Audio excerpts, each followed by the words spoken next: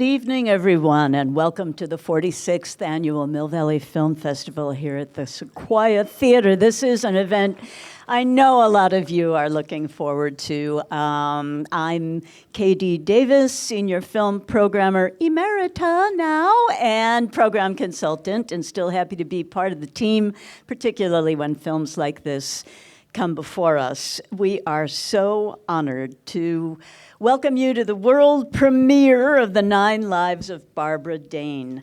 Wow.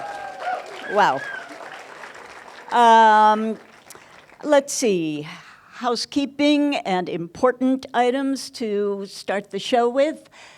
The QR code, some of you know what it is, others of you are coming to the festival just for this film, with good reason. And so it's a full house. We love full houses, and we are so happy that with your support, our audiences and ticket sales have been increasing this year. So thanks to your support, we're still back, and we're still going strong. But I will tell you that we are up to just about half, honestly, half of our pre-COVID audiences. So we love full houses like this, but when you average them out year-round, there is a shortfall. That's why that QR code is there for you to hopefully point your phone for the next minute or two at it and give what you can. Make any donation that's within your reach to help us see through to the future. We are committed to expanding our programs to the Sequoia. We are taking over the Sequoia, as many of you already know, right after the film festival, and we are committed to that project, making it another hub for independent U.S. world cinema, studio films, and the crown and our jewel, the education program that so many teachers and students from all over the Bay Area have taken advantage of for the past 50 years. I've been with the organization for 26 years. We don't want to lose you, you don't want to lose us, so please do shoot a picture of the QR code, and if you are just itching to get the show underway as we are, go to MVFF.com, go out to the box office. There are many ways to access us, so we hope you will give us your support. And the next thing on the agenda is that we've got a very special Sweetwater Music Hall show just around the corner after this, so don't miss out on some amazing live music in honor of Barbara Dane. And the featured performers include, but are not limited to, Holly Nair, Willie Chambers, Pablo Menendez, Tammy Hall, Cuban rock superstar Osamu. So there are still some tickets available. I believe you can go to the box office or the Sweetwater and get those tickets, snatch them up, and keep the evening going. Also, there are still some tickets available, some for the second screening of The 9 Lives of Barbara Dane on October 14th at 3:15 p.m. at the lovely Lark Theater in Larkspur. Lastly, but not leastly, Barbara Dane's memoir is fresh off the press and available for purchase across the street at the Outdoor Art Club. So while copies are still with us, please do go across the street and get that after the show. Okay, and now, let's see. My gosh, I want to thank our community partner, the ever fabulous Bread and Roses, for their support of this show. Bread and Roses Presents. Please give them your thanks. What a great organization. Enough of me. Please welcome to this stage the director and producer of The 9 Lives of Barbara Dane, Maureen Gosling and Jed Riffe.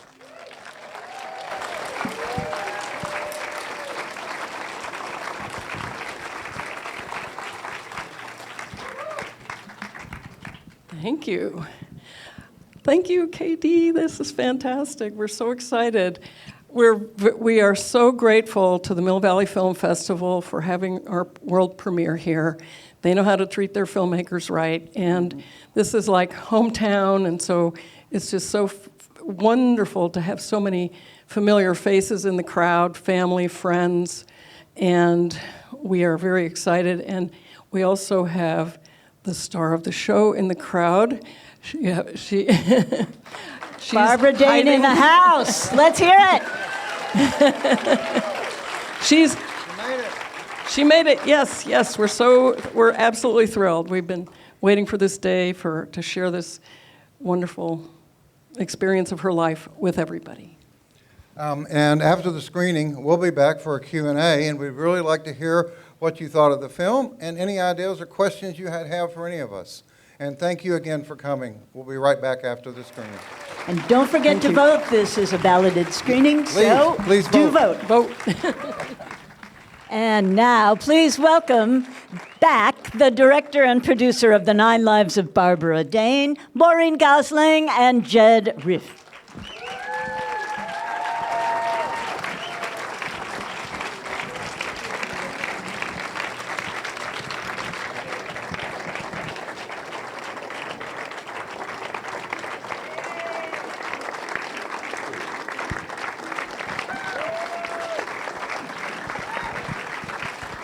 Thank you. What a film!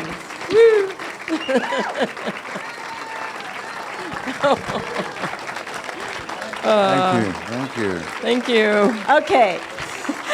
Woohoo! The standing O. Yes. So, you're going to have your chance. I don't know if we've got the capacity for a mic runner, but I will be able to repeat questions. But let me start by pitching a couple Thank you. to the two of you.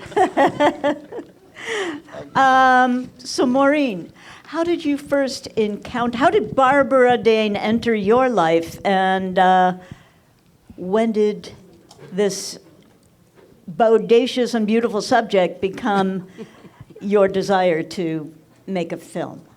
Well, before that, I just want to, is Nina Monet? We just took Barbara Oh, really? over because it's raining. Oh, okay. So we didn't get to have, we were hoping to have Nina up here too. Let me see if I can. Can I hold on to this? Sure. Well, I didn't know anything about Barbara either, really. She was a good friend of Chris Strachwitz, who was a good friend of mine, and he twice a year would have a party for the people that worked for him, for musicians that he knew. Fantastic parties in his record store. Down Home Music, El Cerrito, got to put a plug in. And Barbara would show up at his parties, his 4th of July party and his Christmas party, and she would usually jam with people. And I just really enjoyed hearing her. I just thought she was really cool. And I kind of knew that she was somebody, but I didn't really have much information about her. And at one point, I started hearing rumblings that Nina would be interested to have a film made about her. And I just finished one about Chris Strachwitz and was sort of having to recover from that. So this ain't no mouse music.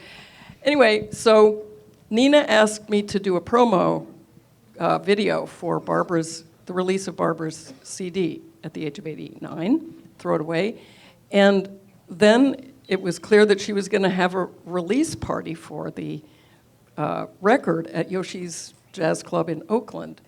And it was sort of like, okay, we got to film this. How could we not? You know, this is like a big deal. At her age, and who knows, maybe it would be the last time she would perform. We didn't know. So I got some camera guys involved, Leonard Levy, who's here in the house, and Jed, and Chris Beaver, and Ashley James, who became our cinematographer. And we filmed it. And then Jed really let me know that he would be glad to be involved as a producer. So I figured if he was involved, then I could do it. I wouldn't be up by myself trying to do this thing. And of course, having Nina's help. I mean, she's the executive director of the Barbara Dane Legacy Project, which is a fantastic archive. You can see what just part of the archive is in the film. And she gave us total access, and she had these videos, and so we started to film, and our first major shoot was the Cuba trip. And then we were like totally into it. Okay. And Jed, maybe you can carry this forward and talk a little bit about the production side of things, and also just the various elements in the film. As you know, the 5-inch thick FBI file is almost a character in this movie and makes quite a number of appearances. It threatens to become the narrator of the film in a way.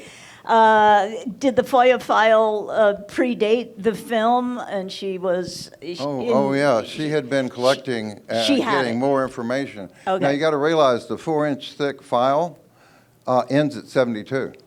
Oh, Okay, in the middle of the GI Coffee House movement. No, it was an interesting production, and we've had multi-camera shoots in all the cities and all 6 venues where we filmed. And it really made a difference to be able to try to capture her in so many different ways. And then just the remarkable access that we had because of her family, because of Nina, of course, but then Pablo, all the other members of her family that really came together to open their hearts to us, too. And that gave us, I think, something that was a little different, like a closeness, a closer view of her and her life. Mm-hmm. And just spending one little note, just on December 31st, 2016, we were at Pablo's house. They had laid out a whole thing, a rack of a lobster tail for each of us. And after we had this incredible feast, we went out upstairs, and everybody in the family started singing. You have a little piece of that in the film. But and the same thing happened on New Year's when we were there. New Year's, Christmas and New Year's. There was just this remarkable, they were playing music till 3 in the morning. And of course, you know, we're trying to film it. We've been working already since 8 that morning. But it was an incredible experience. And to be able to go to Cuba with her and see it partly through her eyes, and then to go and trace her life. That was what really, I think, kept us going, and made it feel worthwhile. Well, one little detail, that trip was right in the window between the election of Trump and when things got bad with more restrictions with Cuba, and there was this little period when there was hope through Obama that there might be an opening in the relations, but that quickly. And if you haven't been to Cuba, you should go. They need our money. They need us to be there and to show that it's a viable country, it's sustainable, and we should do it. Thank you. Amazing country, yes. Let me just lightning round. Biggest pleasure that comes to mind, you know, little moment, and biggest challenge that comes to mind in the production process and in the film, putting the film together after production for each of you. You mean during the editing or during the production? Production or post. Oh, that would be so hard to say. I'm always on, Pick put one. in the spot. Always on the spot. Well, one thing was raising the money. You know, that was the challenge. We're Yeah, in the our challenge. we're in our 70s, and I'm older than Maureen, but and we've made over 18 documentaries, primetime, nationally, internationally broadcast together, and we had to pull together, and we were lucky to find the resources of many funders, like Jonathan Logan and his foundation, Nancy Blockman. Kit Miller was there from the very first grant. That's how we started, was with Kit. Yes. And so we had this whole group of people came together, and that's what made it possible. Okay, one more for me, and then we'll open it up and bring the lights up as well so we can see you all. Oh gosh, how to limit this. A surprise that happened when the film came together and you saw it from, say, a bit of a distance. What surprised you about the film that you made or the life that you documented? Well, we kept trying to make it shorter and shorter and shorter, and at a certain point it was like, I don't think I can make it any shorter. Jed just kept wanting us to keep going, but I just said, you know what? This is 90 years we're covering, and all these different, transformations that Barbara went through, and we left out plenty. And how do you do a film about someone that's lived through so much and with so much, especially could offer an interesting, unusual take on the times that she went through. And I also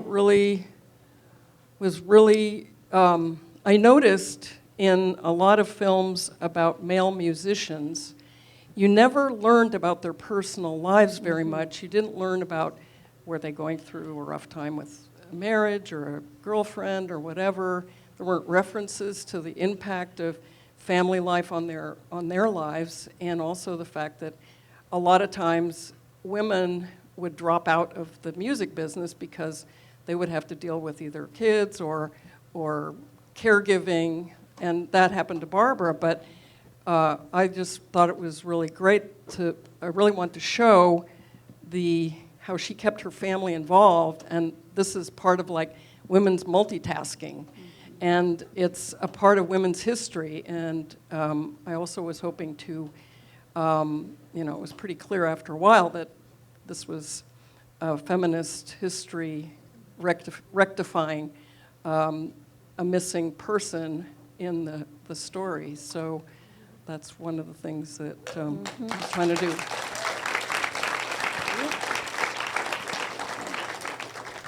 Well, I really didn't know Barbara. I didn't know much about her, but the first time at Yoshi's, that just did everything. And then they turned around and said, "You want to go to Cuba?" I mean, and so that was the launching pad. That's really what set us on this trail. And I think I call this the director's cut because it's everything that Maureen wanted to put into it that made sense to put into it. But, films have a long life, and we hope to take this film and put it in theaters across the United States, and that's our next goal. We're also still raising money to pay for rights, to pay for archival footage, archival stills, still some music rights, everything we're still working on. And we actually there's a poster in the main lobby that has a QR code. It's the poster for the film. And there's a little QR code on the left. And if you want to help make a donation, you can just grab that QR code and it goes to the Orhuli Foundation. And it also supports the Orhuli Foundation as well. Okay, thank you. So we're going to turn the lights up and you each get to pick one questioner because I know that we're short on time, so keep your question short, the answer will come. And then we've got to give you a shot. So you each get one person, raise them up. Oh, I wanted to recognize some of the people that were here. Okay, then that's what we're going to do. That's what we're going to do. Okay. Our Nina Menendez, I guess, is not here. She's the executive producer. We've got Isaac Olson in the house, who did the sound mix. And Jake with Immersive Sound, the sound department. We got CNA Montes de Oca, who did the graphics and animation. Please stand up. We got Ivan Olascuaga, who did the color grading. And I don't know if any of the musicians are still here because we had Pablo Menendez, Samu Menendez, Tammy Hall, Holly Neer, Willie Chambers in the house. And I guess we have given some recognition to the funders. So those are the main ones. And Leonard Levy is one one of of the Leonard cinematographers. Cinematographer. There's so many more people. It takes a village to make a film. Thank you all for coming. I hope many of you are going to hightail it down to the Sweetwater to hear the show. It's going to be great, and that you will pass the word on that on the 14th, we still have some tickets left for the second screening of The 9 Lives of Barbara Dane. Please thank Maureen and Jed and their whole team for making this happen. Thank you so much. We'll be there at the 14th screening as well. Yes. Thank you. Tell your friends.